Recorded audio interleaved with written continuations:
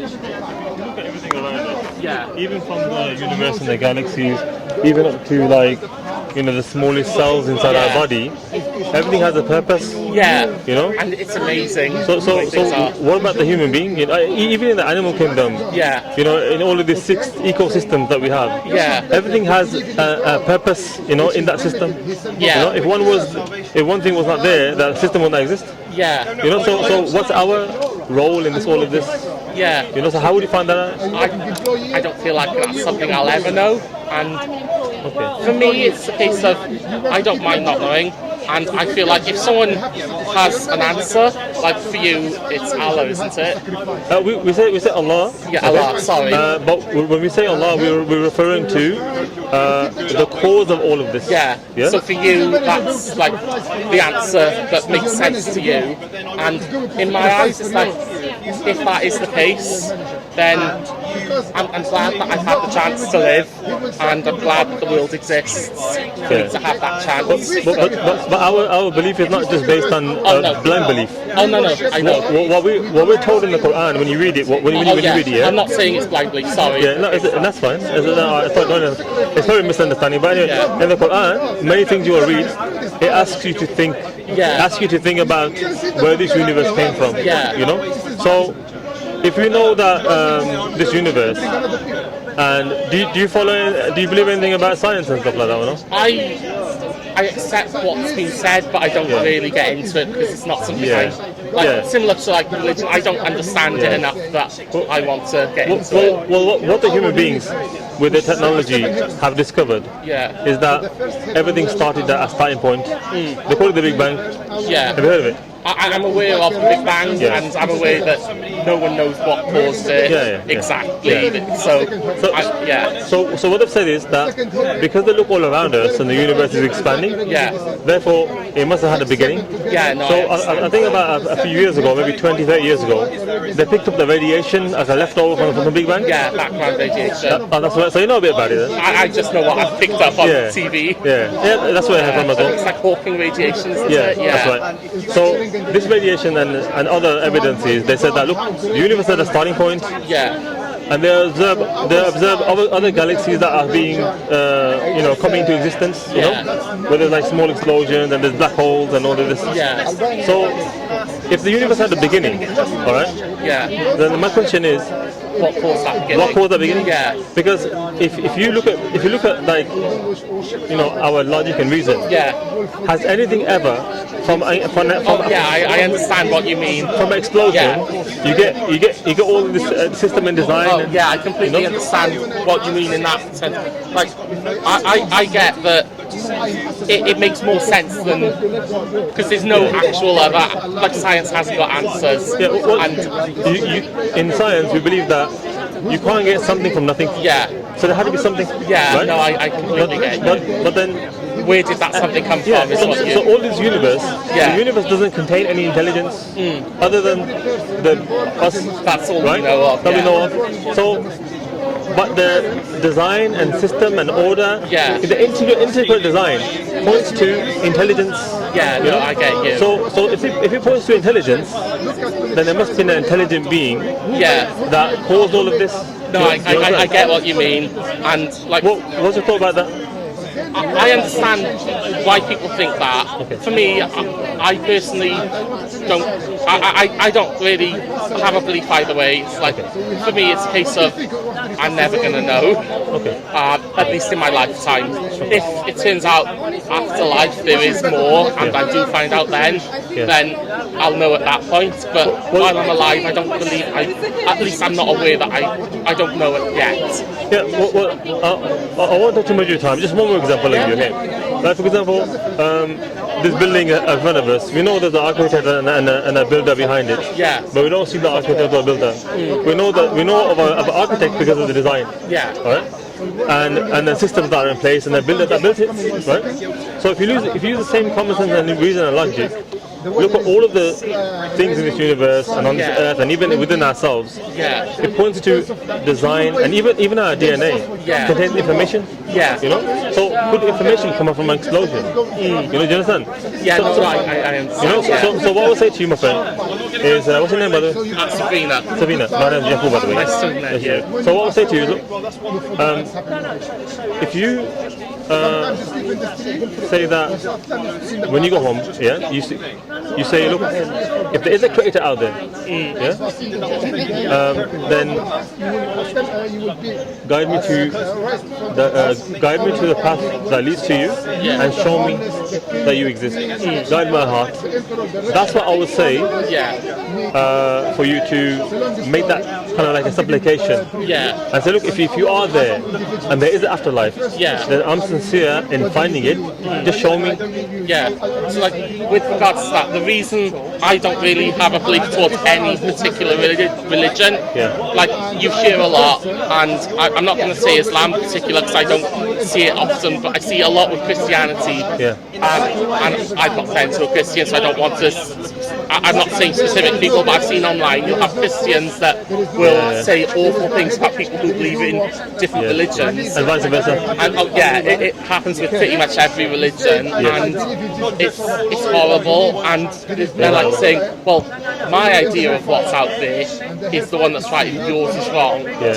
But they often, like the people who are doing that, they're so focused on what they believe that they don't think, well, I could be wrong. And I'm not saying this about you, I promise. I'm not, so my stance is that I'd rather be ignorant and then maybe find out eventually if there is anything, than to believe something so specifically, and then if it turns out it's like some god for, like, let's say there was some ancient god that some country believed in that no one believes in anymore. If it turns out that was the case, and it's like, what if it's a vengeful god that will then punish everyone for like believing in the wrong thing? It's like I feel like if there is a higher power, they'll understand that I'm not doing it to spite them. I'm just doing it because I don't want to do anything. You don't want to be part of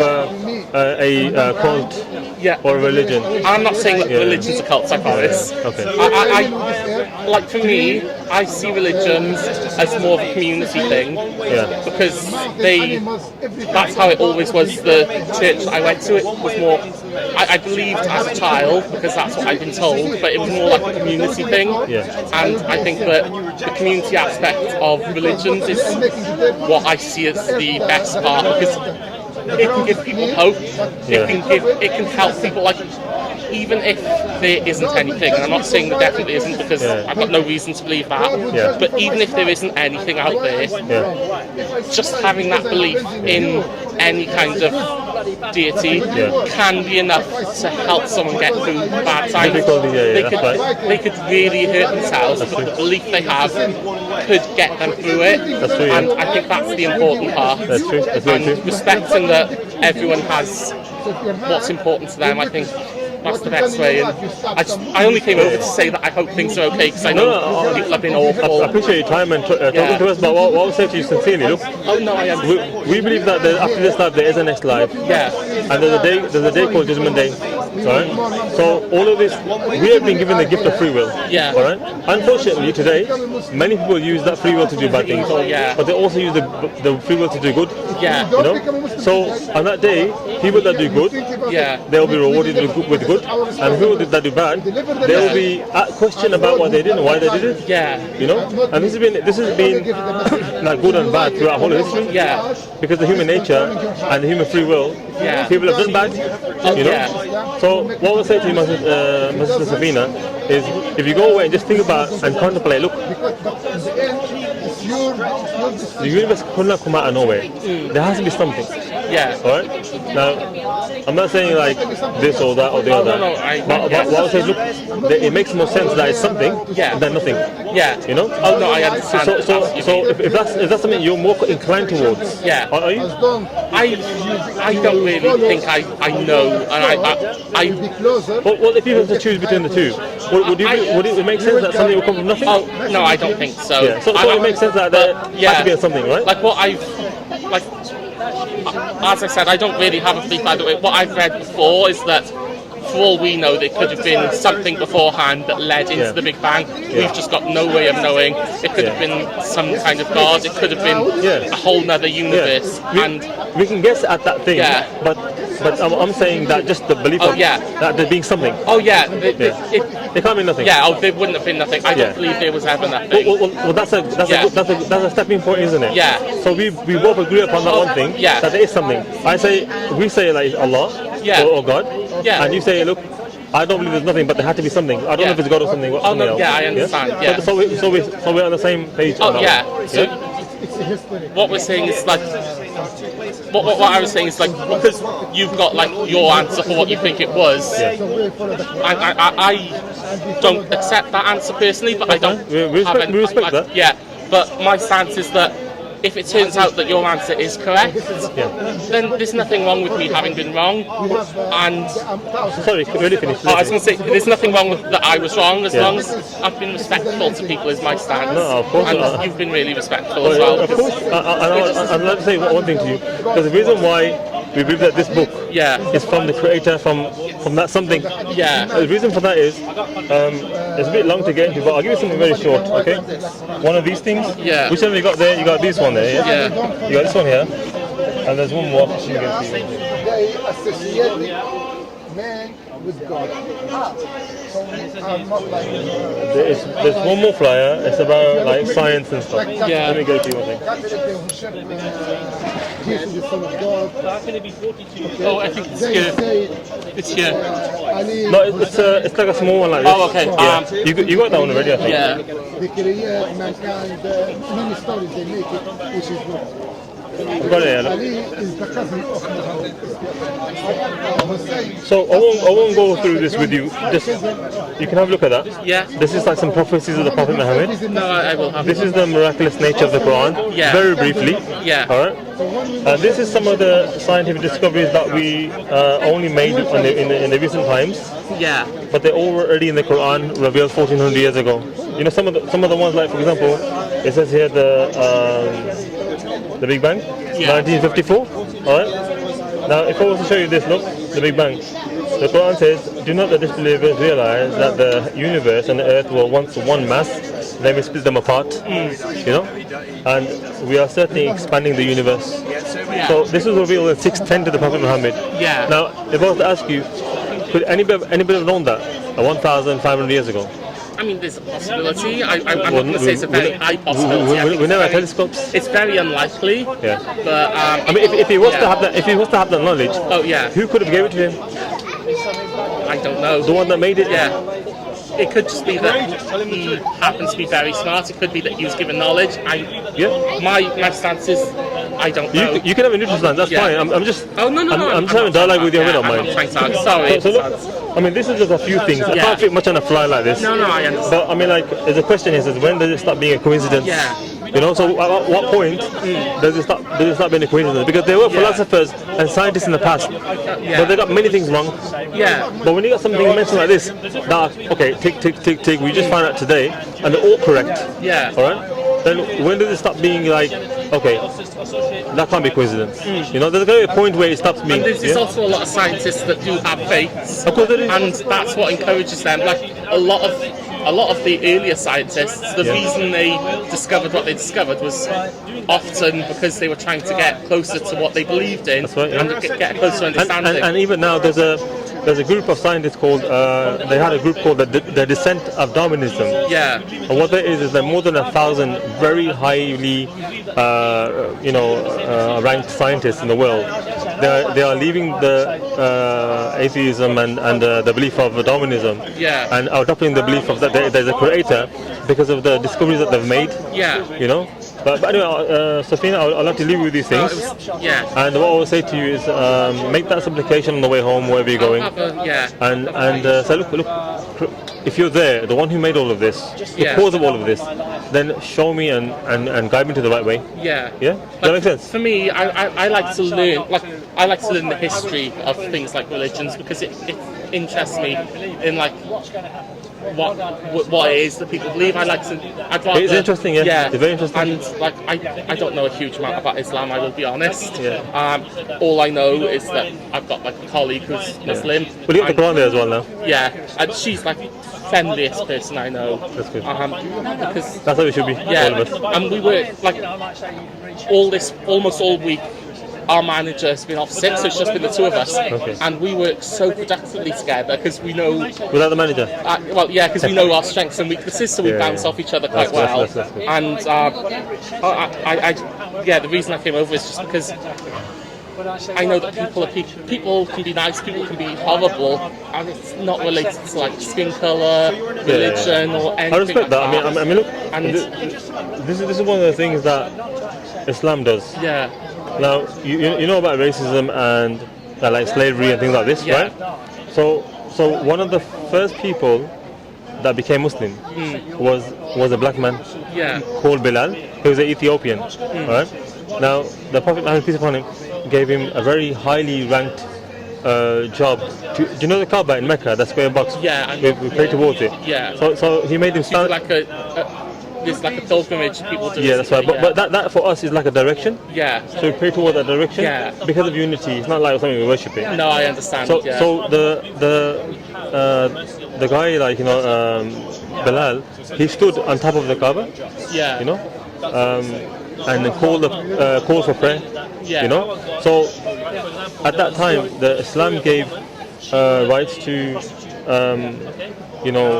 many different races, cultures, languages, They brought everybody together, even tribes, the tribalism. Yeah. They brought a lot of people together. Yeah.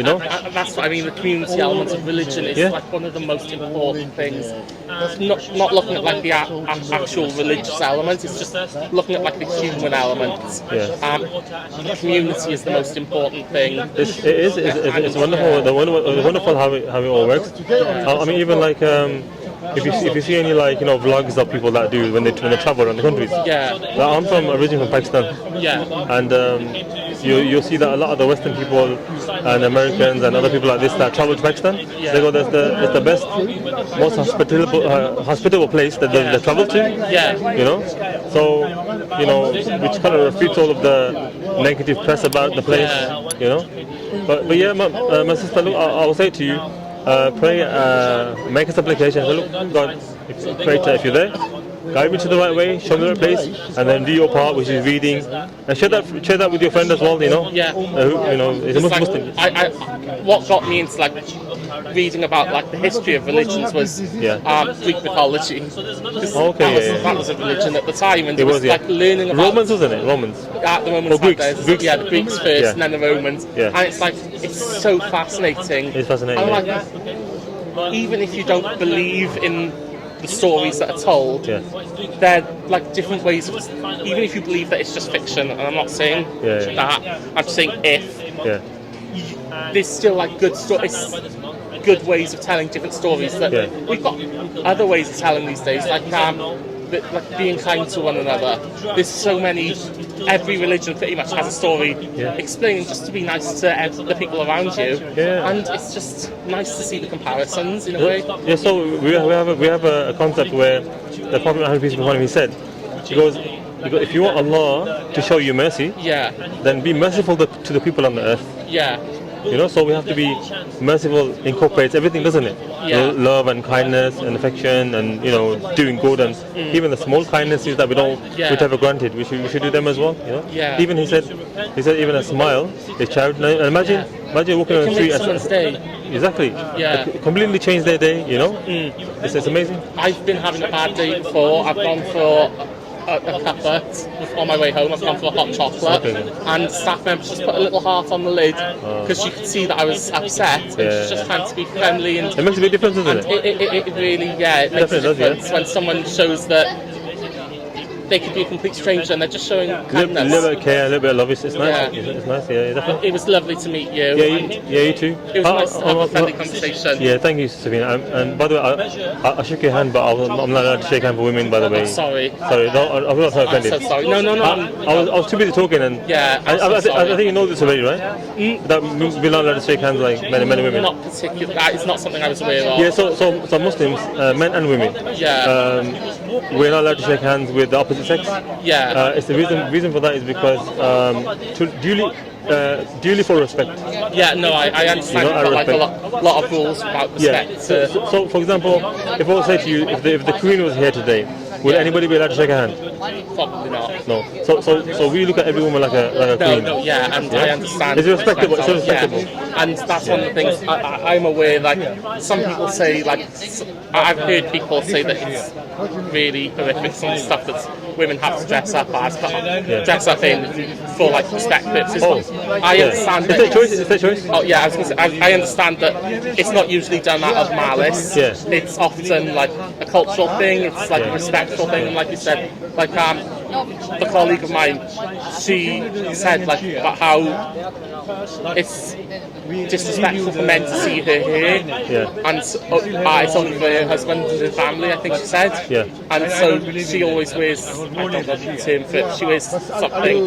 There's other reasons for that. I mean, you know, the more, I mean, you probably know this already, but like, you know, men and women, the attraction and stuff is there. So it's for their protection. Yeah. You know, because when you're walking on the streets, you don't know what's in the heart of somebody. And someone could be nice, someone could be bad, but you don't know because what's in the heart. Even more so with the way people have been lately. Yeah. So if you're like covered, it kind of like protects you. Yeah. You know, in a way from the evil of the thoughts of the person's mind. You know? And the reason I mentioned it is because I know so many people say horrible stuff. It's a free choice anyway. Yeah. Like people want. Oh yeah, no, I just think it's not not fair that people are saying horrible stuff about things they don't understand. Well, another thing I would like to say, look, there's a lot of women that wear high heels. Yeah. It's not easy wearing that, is it? No. You know, but they still do it. Yeah. You know. But no, it was lovely meeting you. Yeah, it's been nice to meet you too, man. And it was nice to have friendly conversation because I know. Definitely was. I really enjoyed it as well. I try to be friendly with people because I'd rather they be friendly with me. And so I hope you have a good rest of your day. Thank you for your time. Thank you. See ya. You too.